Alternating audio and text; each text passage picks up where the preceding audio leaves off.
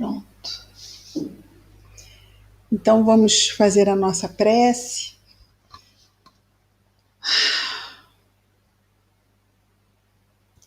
Querido Jesus, Mestre amado, obrigado, Senhor, por mais esta oportunidade de podermos nos encontrar, reunidos em Teu nome, para estudar o Teu Evangelho, à luz da doutrina espírita, Senhor. Ampara-nos os esforços, ajuda-nos nos nossos desafios, ampara os irmãos que sofrem, abençoa todos nós, Senhor. Que as Tuas bênçãos estejam em nós e entre nós hoje e sempre. Graças a Deus. Nós estamos vendo juntos a narração de Mateus, no Novo Testamento. Estamos no capítulo 5. Começamos a ver o trecho que fala sobre a missão dos discípulos. Nos colocamos entre eles, na medida em que estamos buscando seguir o Mestre e aprender com ele, a fim, claro, de podermos aproveitar cada vez melhor os nossos dias aqui nesta reencarnação. Paramos aqui no último versículo do trecho da missão dos Espíritos. Jesus ele está aqui no Sermão da Montanha, não é? Capítulo 5, 6 e 7, ainda estamos no capítulo 5 da narração de Mateus, então ainda temos muito Sermão da Montanha pela frente. Mas nos 3 primeiros, são 4 versículos aqui da missão dos discípulos, e no último, que é o que vamos ver hoje, nós vamos ler rapidamente os 3 que já vimos, apenas porque o último é uma continuação, então para nós podermos nos localizar bem. Vejamos. No capítulo 5, no versículo 13, vós sois o sal da terra, se porém o sal tornar-se insosso, com que se salgará? Para mais nada presta, senão para ser lançado fora, ser pisado pelos homens. Vós sois a luz do mundo. Não se pode ocultar uma cidade situada sobre um monte, nem se acende uma candeia colocando-a debaixo do módio, mas sobre o candeeiro. Assim ilumina todos que estão na casa. Então, esses são os 3 versículos que já vimos. E aí, no versículo 16, ele conclui este trecho nos dizendo: da mesma forma, brilha a vossa luz diante dos homens, para que vejam as vossas boas obras e glorifiquem vosso Pai que está nos céus. Então, Deus, que criou todo o sistema, claro, que vai secundar todas as leis, mas aqui vemos um importante trecho que poderíamos ligar à lei do progresso. Deus cria o sistema onde a sua criação vai progredir. Estamos, então, num trecho da criação onde há esse progresso moral, estamos já na condição de espíritos. Deus nos coloca na carne e ele tem um propósito. Nós somos seus filhos, somos filhos da suprema luz e, claro, somos suas criaturas, temos a nossa limitação como tal, né? Como criaturas, mas ele nos coloca no mundo, reencarnados, e existe um grande propósito. Na medida em que nós nos melhoramos, e nós nos melhoramos fazendo brilhar em nós a nossa luz. Ora, somos filhos da luz, somos luz, mas ainda não vivenciamos esta luz em nós. Já temos nossos momentos onde, como nós fazemos quando atritamos uma pedra na outra e de vez em quando sai uma faíscazinha, não sai? E aí, quantas vezes podemos até nos surpreender devido a termos uma atitude tão calma, de pacificar uma situação, de harmonizar, de ter uma tolerância que, nossa, mas não é que eu tive uma paciência na qual não estou nem acostumado a ter, e vamos percebendo o quanto temos em nós de potencial para o bem. As leis de Deus, as leis de Deus, as leis de Deus estão em nós. E na medida em que vamos melhorando a nossa performance, vamos melhorando a nossa, vamos dizer assim, atitude diante da lei, agindo cada vez mais de acordo com ela, a nossa luz, a nossa identidade como filhos de Deus vai sendo cada vez mais revelada.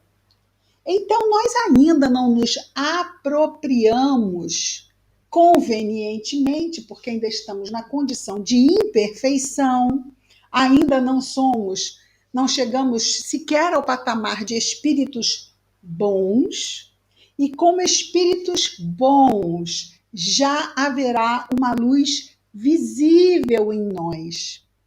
Mas como imperfeitos, quando esta luz surge, é como Pedro andando sobre as águas. Ele olha e duvida, e porque duvida, afunda. E nós estamos ainda vivendo este conflito, aquele conflito que Paulo nos revela: o bem que quero não faço, o mal que não quero, isso sim eu faço. Então nós ainda estamos neste conflito do homem velho com o homem novo, com o homem de bem.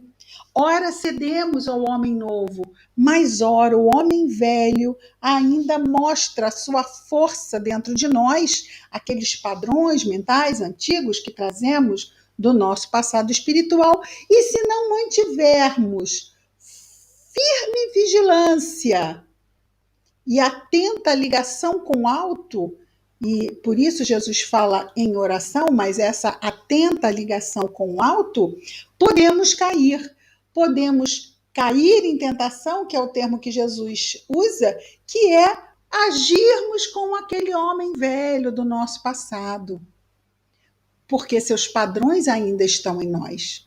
Isso é que nos caracteriza como um espírito imperfeito ainda. E é por isso que estamos num planeta de provas e expiações.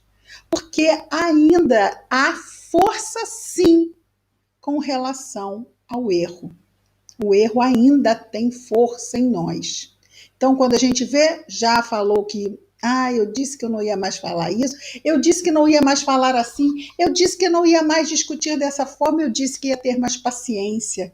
Mas quando eu vejo, eu falei, quando eu vejo, eu não tive paciência, quando eu vejo, eu me irritei, quando eu vejo, eu atropelei, quando eu vejo, eu me atropelei. Mas Deus sabe quem nós somos. Nós é que ainda não tomamos posse dessa realidade. Mas Ele sabe os filhos que tem. Então Ele os coloca na carne. 1, 2, 10, 300 vezes. Porque vai ser na vivência, porque a providência divina vai nos suprir de todas as experiências que temos necessidade para esse exercício constante que precisamos empreender. Mas o que nós precisamos, além do nosso esforço, é tempo.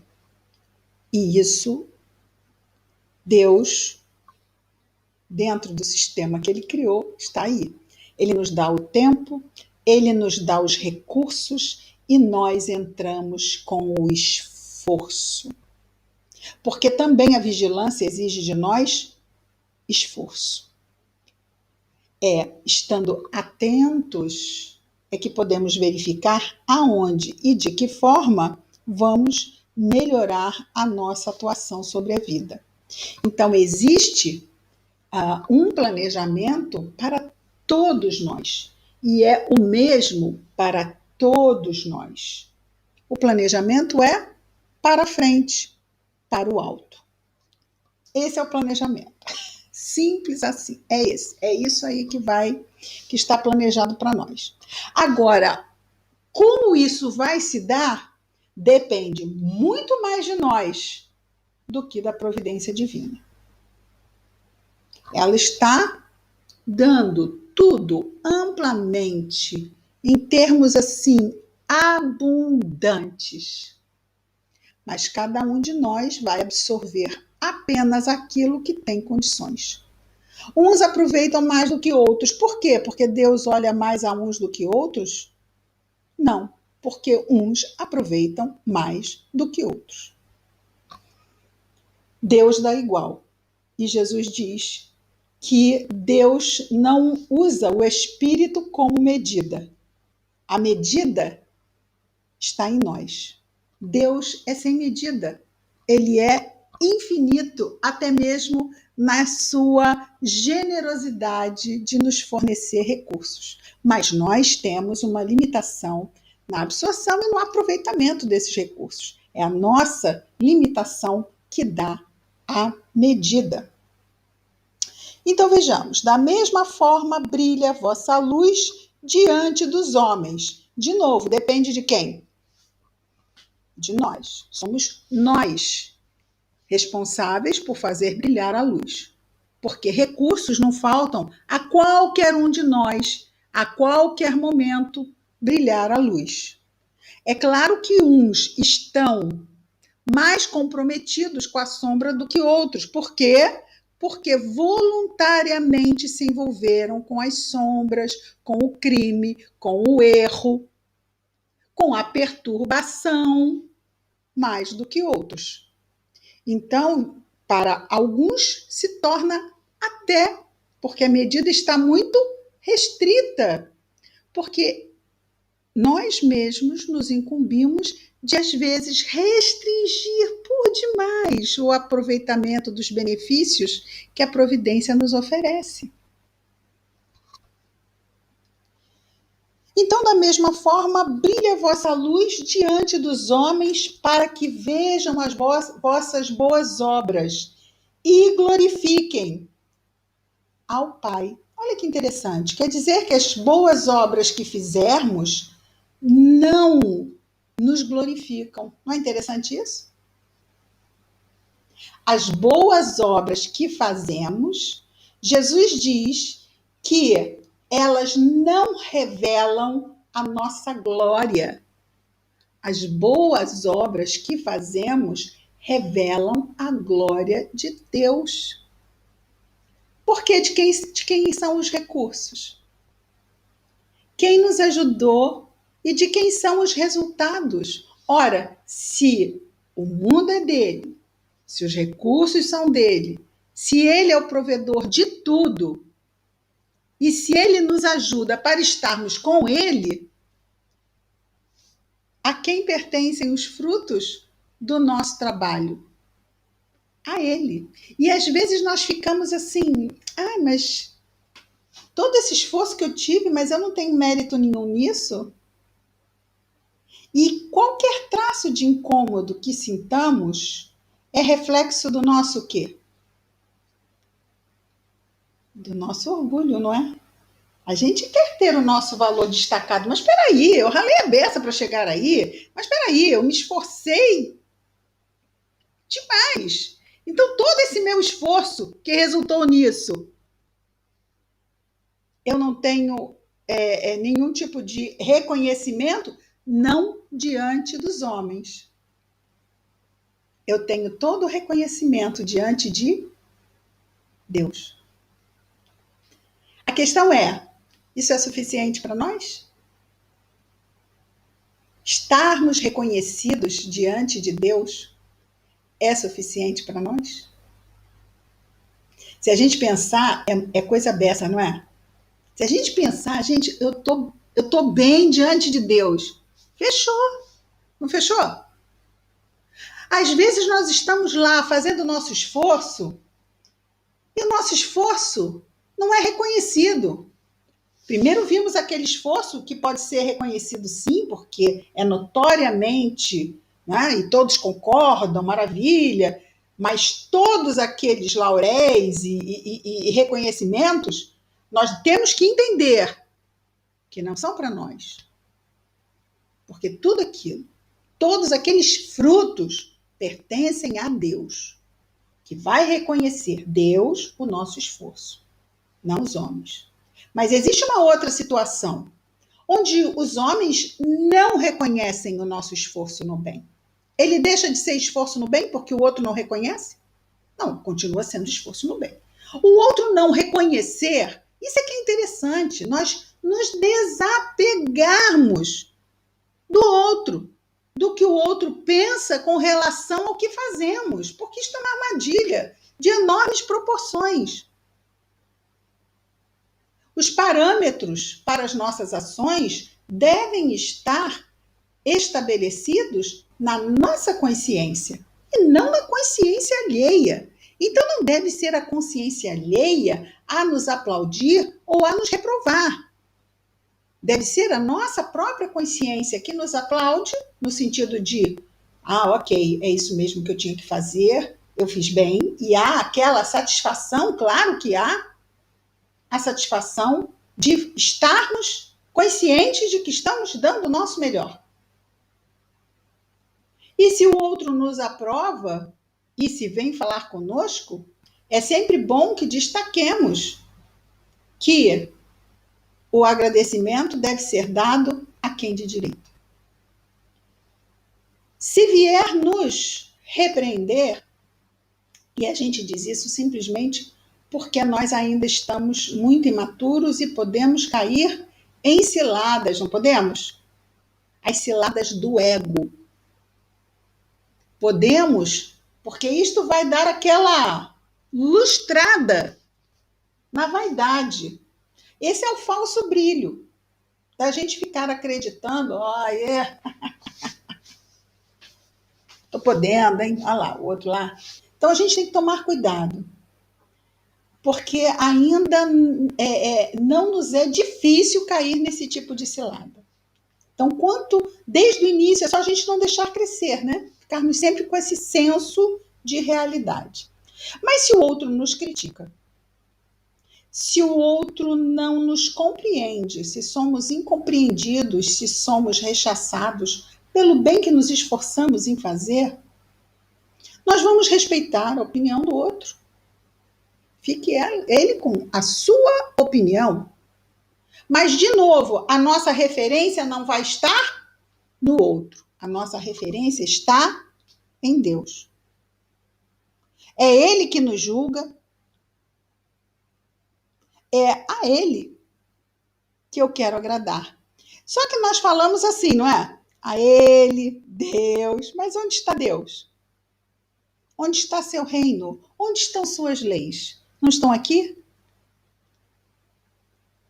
Então é exatamente as leis de Deus, a sua justiça, esse entendimento, é sobre isso que estamos tratando de nos relacionar. Esse vai ser o nosso parâmetro de ação. O Deus que está em nós não é diferente de Deus. Porque nós não estamos envolvidos no hálito de Deus? Somos suas criaturas, mergulhados em sua criação. Mergulhados nós mesmos em sua criação, porque afinal estamos aqui revestidos e nos manifestamos através do princípio material, que é também criação de Deus.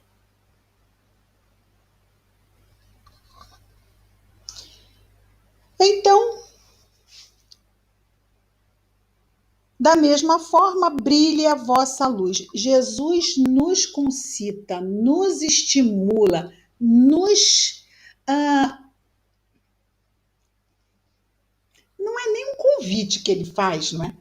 Ele é imperativo. Brilhe. Da mesma forma, brilhe, façamos brilhar. E ele diz isso porque nós temos condições. Temos. Faça. Vá lá e faça. E olha que interessante, para quantos ele disse: levanta-te e anda. Às vezes, a gente pensa assim: ah, mas eu não consigo fazer isso, eu não consigo não me irritar nessa situação. Imaginemos que estivéssemos há 2000 anos atrás e dizendo isso a Jesus: Senhor, eu não consigo não me irritar diante dessa situação. E ele olha para nós e diz: você consegue.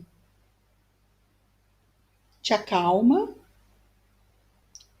se equilibre, eleve seu pensamento e não se deixe cair nessa mentira que você criou para você.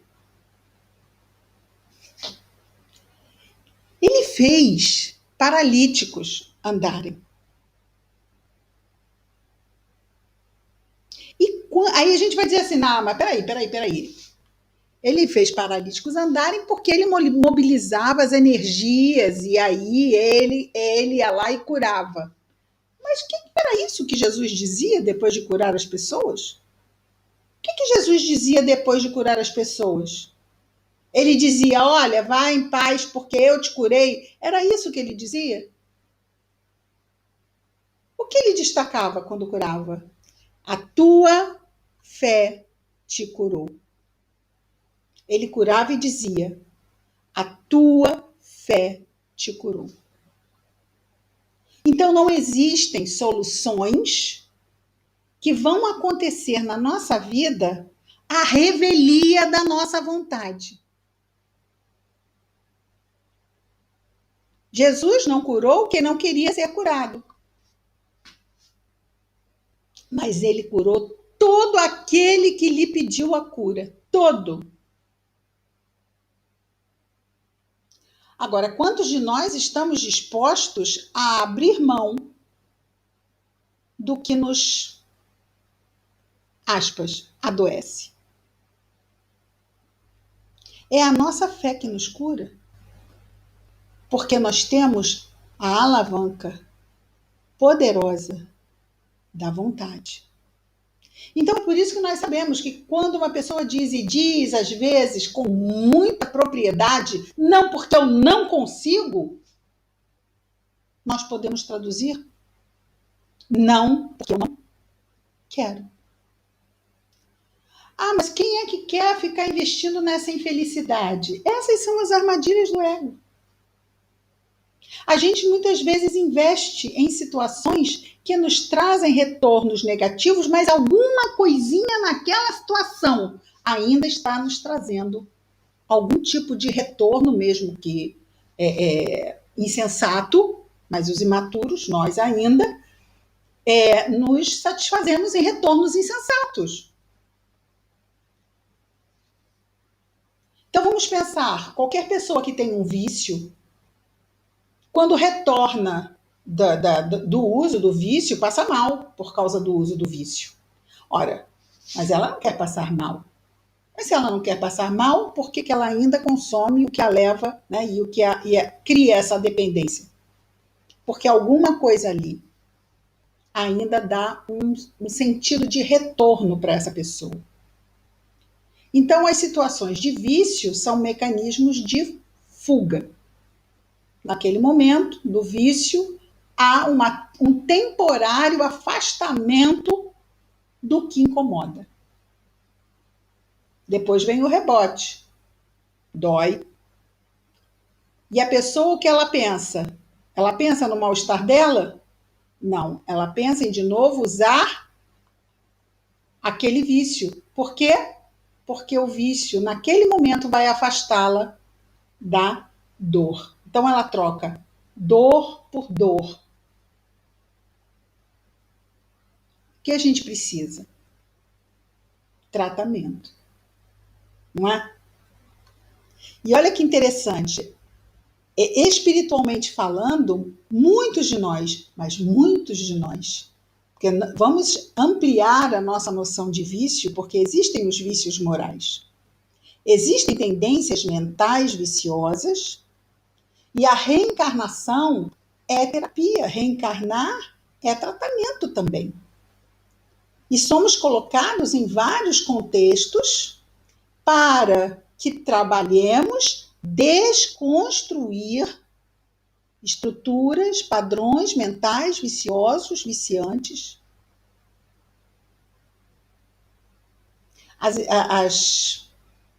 Vamos dizer assim, as técnicas que estão por trás das histórias, né? Técnicas que eu digo, né? Os contextos reencarnatórios que são criados para muitos de nós, se nós fôssemos ver, e às vezes nós temos, por exemplo, nas histórias de André Luiz, por exemplo, ou nas histórias, vamos pegar assim, a própria história do espírito Ivone do Amaral Pereira, da médium.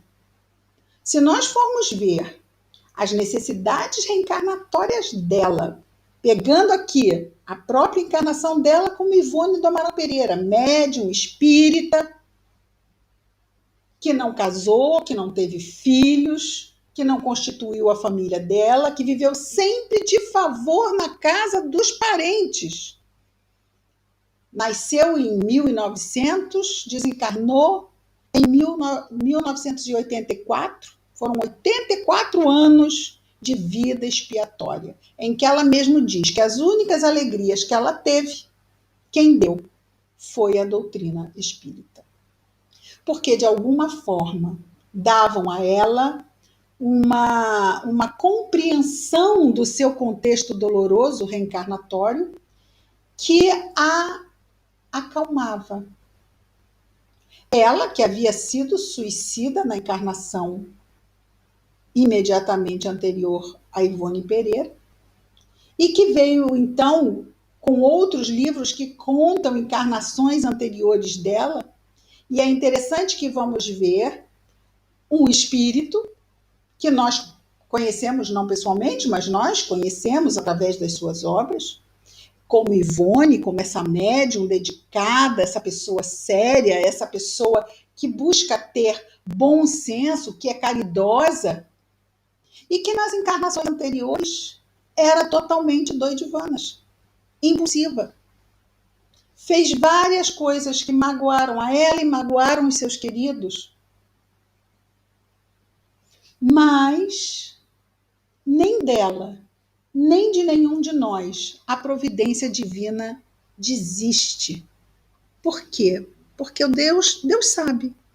Tudo é uma questão de tempo e de estímulo.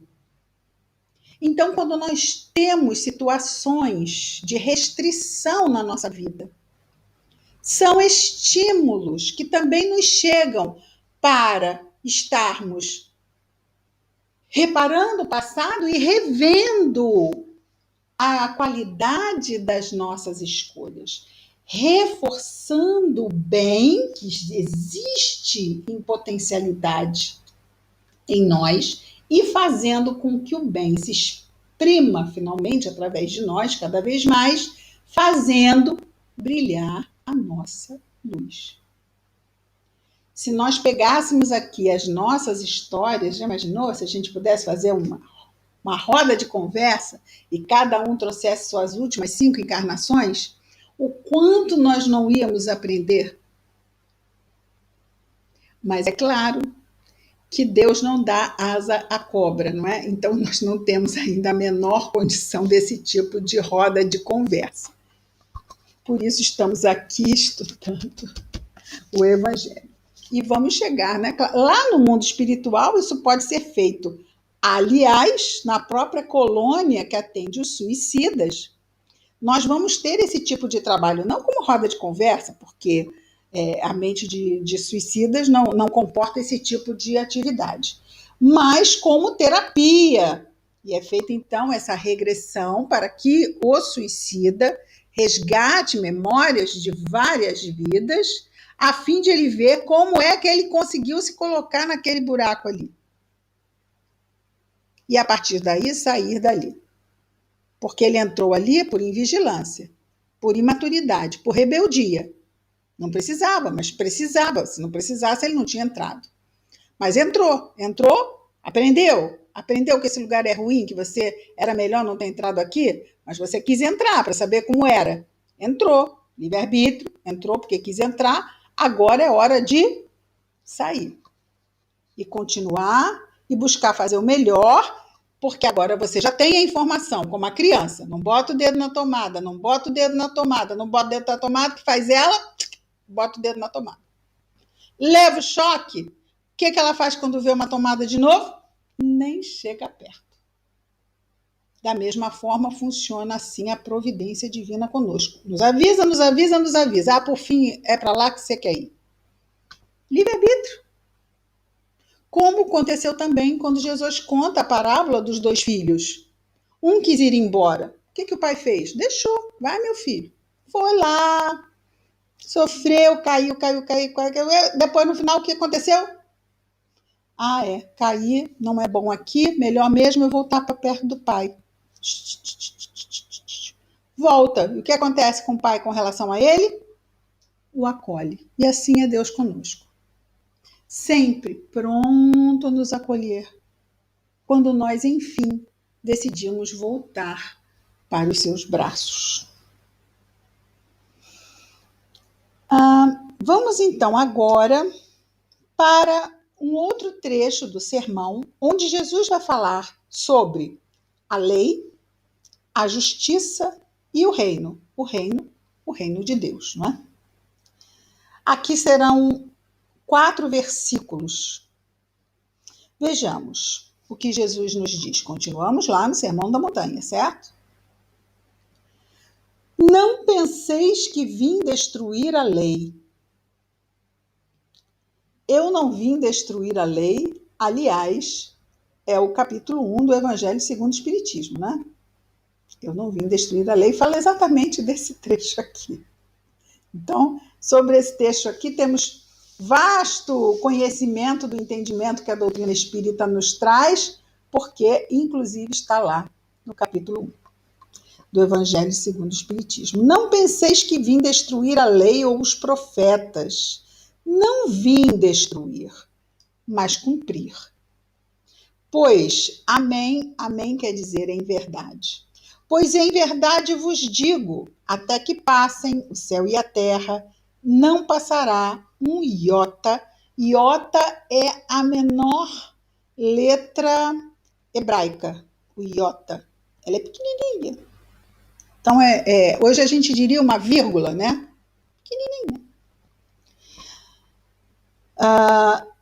Até que passem o céu e a terra, não passará um iota ou traço da lei, até que tudo se realize. Então, fiquemos com esses 2 versículos. Vejamos.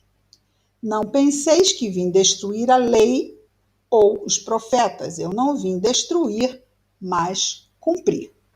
Então, nós sabemos que existem as leis. Aqui é o tempo de Jesus, não é? As leis de Deus e as leis de Moisés. Para os judeus, tinham a mesma força. Deveriam ser cumpridas, ponto. Mas como assim? Quer dizer que as leis de Deus tinham o mesmo, as leis de Moisés tinham o mesmo peso que as leis de Deus? Exatamente.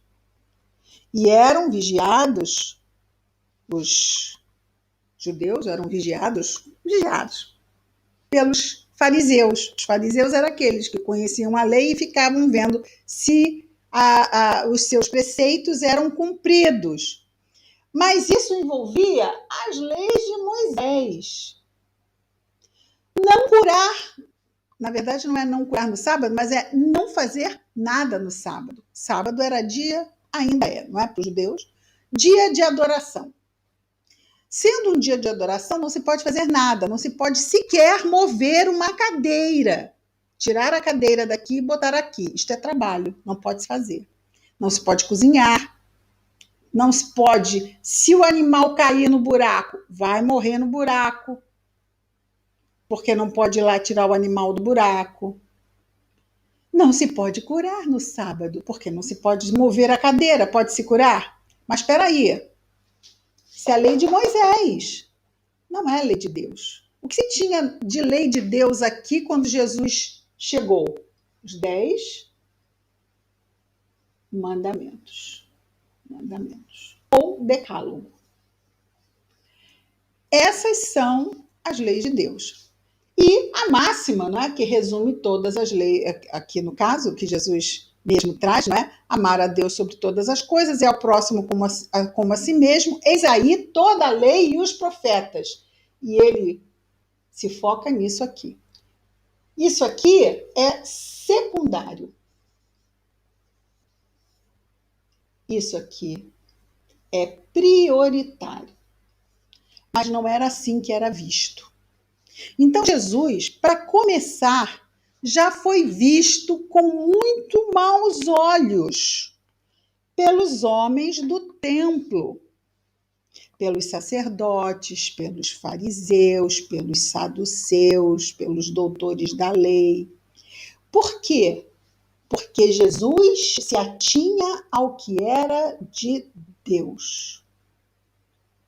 E ele fazia, a gente vai dizer assim, mas ele fazia questão de curar no sábado?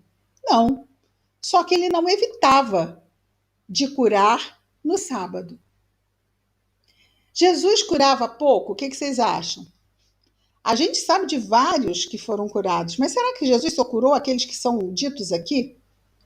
Jesus curava dia sim, dia também. Todo mundo, lembra? Ele não deixou de curar ninguém que pediu. Vamos imaginar que Jesus não era procurado por um montão de gente todos os dias da semana. Ele não evitava de curar no sábado, mas é claro que sábado virou notícia, não é? Então chegava sábado, e aí, ele vai curar hoje? Aí vinham os holofotes, vinham os repórteres, vamos ver se Jesus vai curar hoje, vamos filmar, vamos tomar conta, porque hoje é sábado. Sábado teve o seu destaque, porque havia o interesse de pegar Jesus, já que ele se tornou uma persona não grata para o sistema. E o sistema decidiu matar Jesus a partir do momento em que ele cura Lázaro. Porque, para todos os efeitos, Lázaro estava morto. Estava 4 dias, dado como morto. Ele estava, na verdade, em estado de catatonia ou catalepsia. Foi dado como morto. Porque Jesus não poderia reavivar alguém que estivesse com os laços fluídicos já cortados pela desencarnação. Lázaro não estava morto. Lázaro estava num estado de morte aparente. Ele deu energia àquele corpo que estava com essa morte aparente e Lázaro sai do túmulo desenfaixando-se, porque ele estava, não é, enfaixado, como todos os corpos eram enfaixados e untados, não é, com óleos, eram bálsamos. E ele sai do túmulo, que era uma espécie de um túmulo, era uma caverna, né? E ele sai desenfaixando-se. Choca todo mundo. Naquele momento, o Sinédrio decide que Jesus devia morrer. Está no Evangelho, tudo isso narrado. Naquele momento, houve a sentença. A partir daí, planos e mais planos, tentativas e mais tentativas de conseguir pegar Jesus. Só que toda vez que iam botar a mão nele, fosse no meio de uma multidão, onde fosse Jesus, desaparecia. Temos isso narrado também várias vezes. Desaparecia, no meio da multidão. Era preciso que acontecesse o que aconteceu. Por isso é que na última ceia, nós temos que Jesus libera Judas e diz que ele fosse fazer o que deveria ser feito. Tudo isso já tinha sido predito, que o Messias assim seria entregue aos seus executores. Então, Jesus não veio destruir a lei, nem pensar, mas só que ele só reconhece como lei, claro, Ele veio trazer uma outra revelação das leis de Deus, que é o Evangelho. Jesus só trata de questões espirituais. Ele não trata em nenhum momento das questões mundanas. As leis de Moisés são para tratar da dureza do povo hebreu. Ok, ok. São leis civis, não são leis divinas, mas eram tratadas como tal. Então Jesus não veio destruir a lei e deixa isso muito claro no Sermão da Montanha. Não veio destruir, diz ele, não vim destruir, mas cumprir. Em nada que Jesus faz, ele destoa de nenhuma das leis de Deus. Tudo, até mesmo como ele trata todos os seus perseguidores, não deixando de ser firme, porque ele é verdadeiro e a verdade tem que ser revelada. Então, quando era para chamar de hipócrita, hipócrita. Quando apanhou do centurião e perguntou: por que me bateis? Se eu não fiz nada de errado, por que me bateis? Então, não é aquela situação de aceitar a injustiça ou o que é errado. Estar seguindo as leis de Deus não é aceitar o erro, mas não usar o erro de um para errar também. Então, ele apontava o erro do outro. Mas não é porque alguém estava batendo nele de forma injusta que ele se atracou com o centurião, mesmo que isso dependesse da sua morte ali. Quantos não fazem isso? Né? Se forem agredidos, agridem quem os está agredindo. Não, ele apontou. Isto não se faz. Se não há um erro aqui, está me batendo por quê? Mas continua na sua posição de que o erro do outro não pode ser justificativa para que eu erre. Por isso ele cumpriu. E ele diz: em verdade vos digo, até que passem o céu e a terra, não passará um iota ou traço da lei, até que tudo se realize. Bom, vamos procurar entender a diferença entre quando eu falo do futuro, estou aqui, se eu começar a falar do futuro, estou vendo uma pessoa chegando daqui a não sei quantos dias, poderiam dizer, você está fazendo uma profecia, não poderia? Aquela informação me foi dada. Eu faço uma profecia. Mas se eu começar a dizer aqui de algo que eu planejei, assim, olha, eu estou planejando o Natal, então eu estou planejando fazer isso, convidar fulano, cicrano e beltrano. Eu estou fazendo uma profecia? O que vocês acham? Eu estou profetizando o meu Natal? Ou eu estou falando do planejamento do meu Natal? Eu estou planejando, ele vai seguir, vou fazer tudo possível para que ele siga o meu planejamento. Eu não estou profetizando como vai ser o meu Natal. Eu estou falando do que eu sei. Não estou falando do que me é revelado sobre o futuro.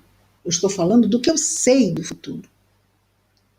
Inclusive vai vir Joãozinho, que o Joãozinho já confirmou que ele vem no Natal. Ele vem lá de Botucatu e ele vai vir, nem que seja de ônibus, ele vai estar aqui no Natal. Isso é planejamento. Eu não estou profetizando que Joãozinho virá passar o Natal conosco. Porque aí eu nem teria conversado com o Joãozinho. Eu vi em sonho. Seria profecia. Vejamos o que Jesus nos diz. Eu vos digo até que passem, porque Jesus era conhecido naquela época como profeta, porque Jesus fala do futuro.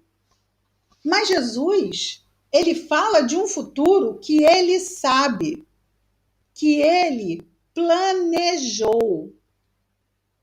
Nós somos o futuro de Jesus naquela época, não somos?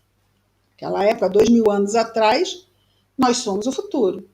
Então, tudo que aconteceu de lá para cá, Jesus nada profetizou. Jesus falou do que ele sabia. E quando ele diz, não passará nada, vamos traduzir por nada, não vai passar nada, até que tudo se realize. Tudo que passem o céu e a terra. Até que passem o céu e a terra. Até que passem o céu e a terra? O que será isso? Bom, com certeza, ele está falando do futuro, porque nós sabemos que se tem uma coisa que muda com o tempo, é o céu. Mas ele não fala apenas da mudança do céu, ele fala também da mudança da terra. Se a terra não fosse mudar, se fosse só uma questão de mudança no mundo pelo fator tempo, ele poderia dizer que até que passe o céu, mas ele não fala só do céu, ele fala da terra. Se ele fala da terra, a terra vai mudar. E a gente sabe que a terra vai mudar. Olha o planejamento. Ah, então ele está falando da mudança da terra, mas é geológica? Jesus não trata de questões materiais. Jesus trata de questões espirituais. Sendo assim, é a terra espiritual. A terra espiritual é um mundo de provas e expiações. Até que passe a terra. Bom, a terra vai passar de quê para quê? Vai passar de um mundo de provas e expiações para mundo de regeneração. Então, até que passe o céu e passe a terra. Para isso acontecer, tudo que está planejado tem que acontecer. Enquanto não acontecer tudo que tem que acontecer, essa mudança não vai se dar. O único detalhe é que quem sabe o que são todos os traços e iotas é Jesus, não é? Ou alguém aqui de nós sabemos quais são as coisas que tem que passar para que se dê essa transformação. Ele sabe. Ele montou todo esse planejamento.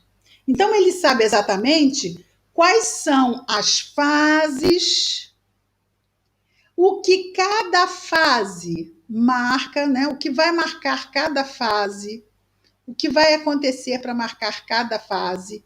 Porque mudança, transformação, não acontece como um Alka-Seltzer, um sal de frutas, não é?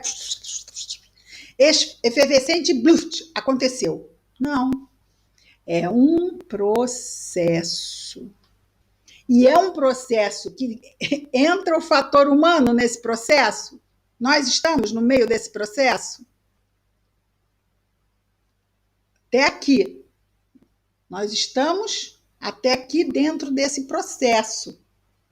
E nós não somos simples na medida em que não temos botões, não somos máquinas, não somos programados, não agimos de forma automatizada.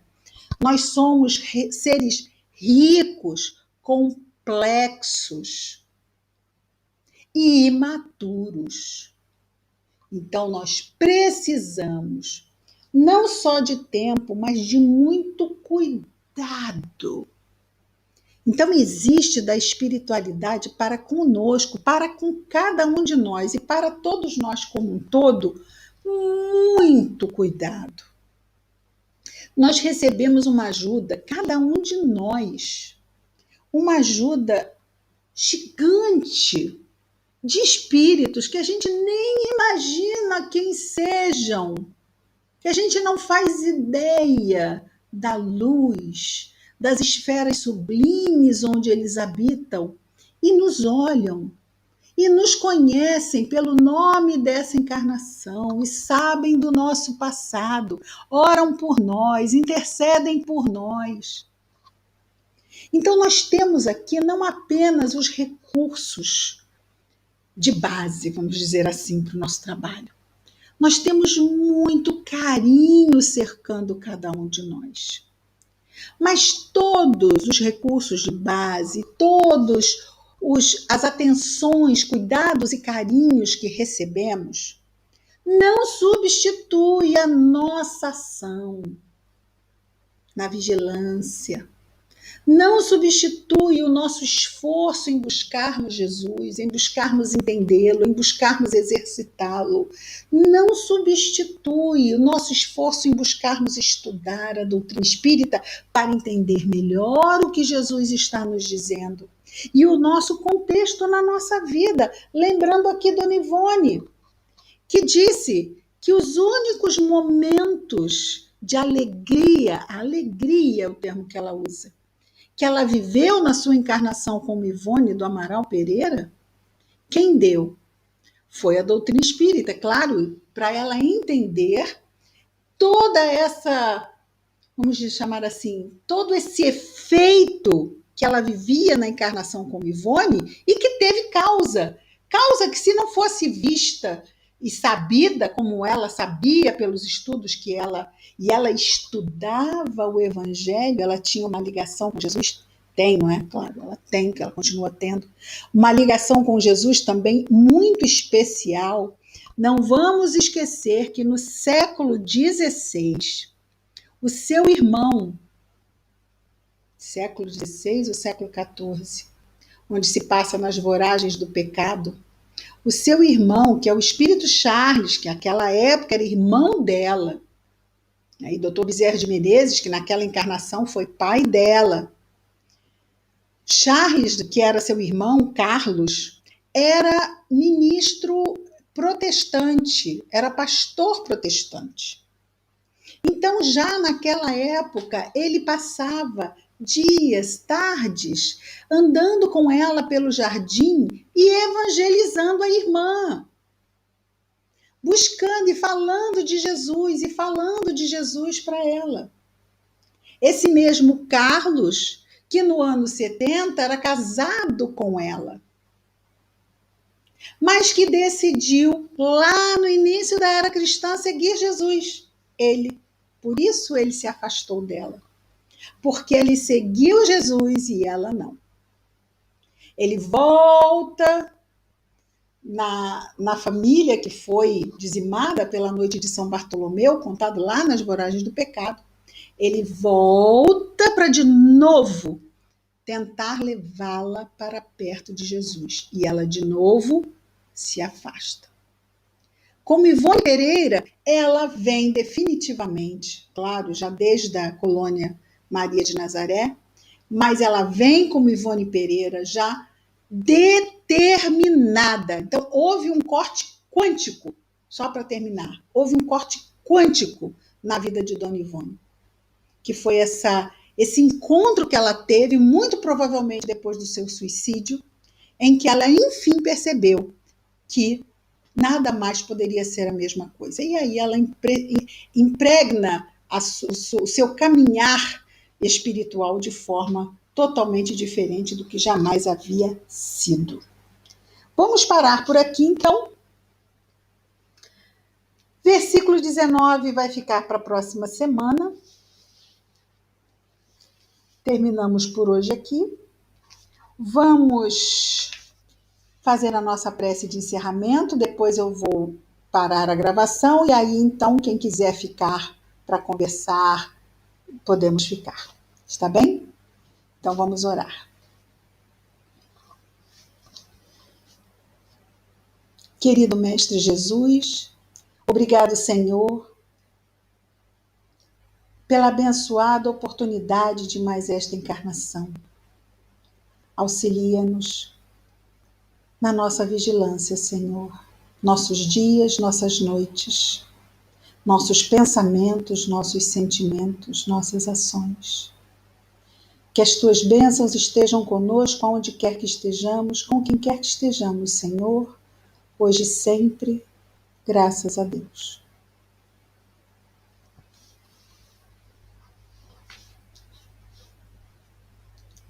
Boa noite a todos, boa semana.